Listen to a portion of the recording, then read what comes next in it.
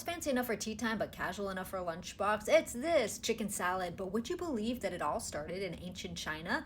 Let's talk about the history of chicken salad. So way back in 200 BCE in the Han Dynasty, Chinese cooks were shredding up cold chicken and tossing it in like soy sauce and sesame oil and vinegar. This was kind of the initial footprint for chicken salad. Then we fast forward to the 19th century in Europe, and English recipes had mention of cold roasted chickens that were tossed in more of a mustardy, vinegary dressing and had lettuce and hard-boiled eggs. And similar recipes were popping up in America in the 19th century, especially for Southern cooking cookbooks like Sarah Rutledge's The Carolina Housewife. That's my bet. I don't know. That's not a very good.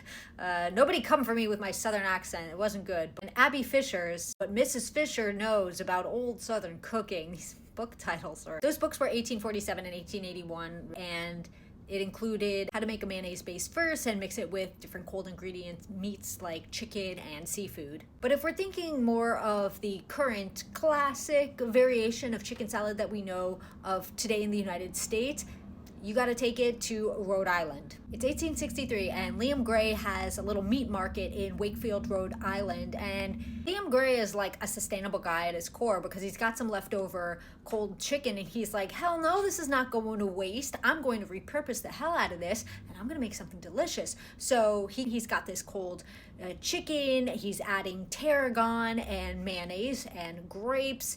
And apparently a lot of the people that he was serving it to is like, get a load of this. I just made this. What do you guys think?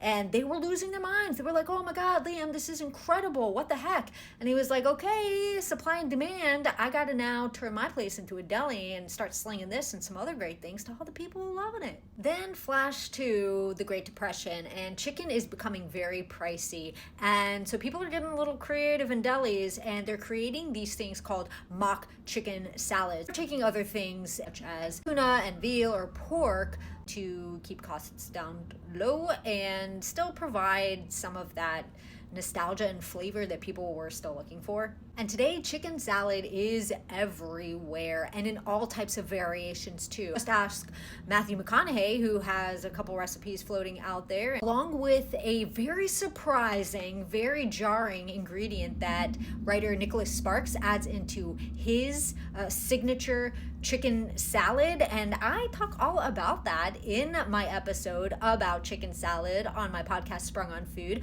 You can watch on YouTube at the I Am Sprung channel or listen wherever you get your podcasts. Just search for Sprung on Food.